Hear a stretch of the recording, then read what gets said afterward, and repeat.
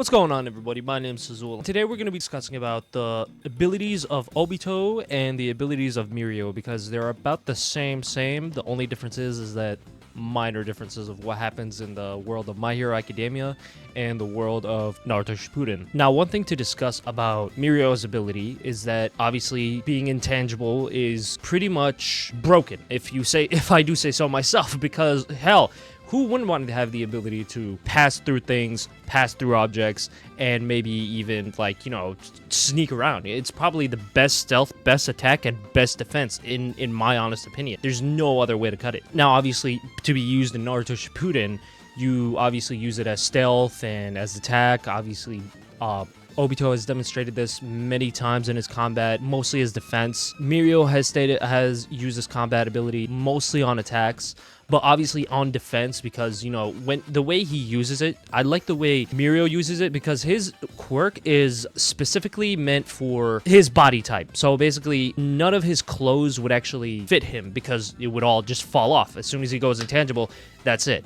Now, obviously, he would have to control which body part, each body part in which he would have to make tangible or intangible. And of course, not to make this seem like a death battle, but who would possibly win in my opinion? Let's start off with Mirio's quirk and how it works. How Mirio's quirk works that allows him to make any part of his body intangible, letting him phase through solid matter and evade attacks, known as permeation. Now, with the benefits of permeation, you can obviously be intangible, you can't be touched, basically make any part of your body tangible or intangible, as said by its own rule, right? With how he uses it, he has to really put in the focus on making certain parts of his body intangible, so he could go through, and then some parts of his body non-intangible, so he wouldn't go through. That's why some of the things he would use, he would go through, his clothes wouldn't go through with him, unless he would wear his specified costume that is made out of his hair, assumingly, which obviously gave him the ability to zip past through stuff. Now, if he were to go intangible again, or tangible again, it would launch him straight out at high speeds in whichever direction he is aiming at, which gives it as if it's the ability to teleport, but it's not. It's just he is going really, really fast. Now, in terms of drawbacks, is that it requires a high concentration, which means he had to manifest that concentration in order to control his power. His father had the same type of quirk, except he had to give up on that because he realized how hard it is to control. Now, Mirio had to put in all the effort because his quirk isn't broken, he just worked really hard on it. For the drawbacks of what happens is that he can't exactly breathe in this state. So air goes right through him, he can't really breathe, and not only that, he can't see because light goes through him just as well. So in terms of that, obviously you would have to hold your breath for quite a period of time in order to develop your lungs out. Obviously, by looking at his physique, he's absolutely crushed. He's just so yoked.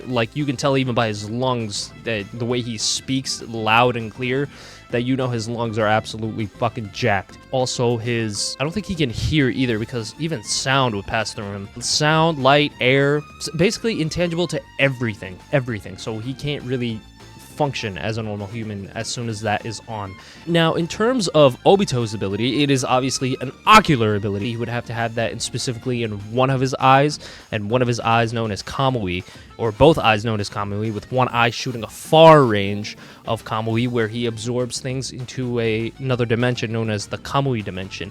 But with his other eye, his right eye, assumingly, he can actually absorb things from a close range. And not only that, he can make himself intangible for 5 minutes. So 5 minutes straight of intangibility is crazy. Not to only mention that, but the drawbacks is far less because unlike being intangible, when he is passing through stuff, it's not exactly his body is being permeated. It's more of his body part that's being touched or not being touched, is being going through, is actually teleported through the Kamui dimension and then teleported right back, which makes it look like he is permeable. And it's crazy because that kind of ability with the ocular jutsu, with constant use of the Uchiha eyes, it kind of dismisses the fact that shouldn't it lead to blindness at the end of the day? But for some reason, I'm pretty sure because of his Hashirama cells, that tends to heal and dismiss all that factor, which I find that the most broken ability I've ever seen. So 5 minutes, imagine, for being intangible, and I find that really good. Not only that, he obviously uses the eye as teleportation for when he wants to go from place to place. He can be intangible, go through the ground, go over the ground, of course, not as fast but as slow, but I'm not sure since I haven't seen the show for a while. But obviously we're going about the way he is intangible, and knowing that, it's not really a drawback from where it is, other than it only has a 5-minute continuous countdown. But yeah, being able to breathe but still being intangible, it doesn't really describe that. So other than that, it's pretty busted in my opinion.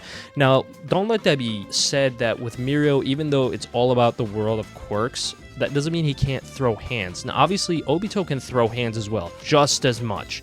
Now, Mirio isn't a force to be reckoned with. Quirk taken away, still gave, I forgot what his name is, Kai Chisaki a run for his money by avoiding any attack and any touch he would actually do, which is pretty insane because one touch, like I said, kills anybody if Chisaki touch. So Mirio with that feat, pretty OP in my opinion. But with Obito's ability, obviously being intangible 5 minutes straight, one time he did fight Konan, which he split the ocean in half, and then the waterfall turned into paper, and then it was all paper bombs, and he was just falling through, and the paper bomb was set to blow up for like 10 minutes, knowing that his limit was 5, so that gives it 5 extra minutes of straight up you actually will die, just to give up an eye and make it turn out to be Izanagi. Which is, oh my god. But that's how you know that's a force to be reckoned with. Everything about Obito and how it works, and all of a sudden she still got clapped over.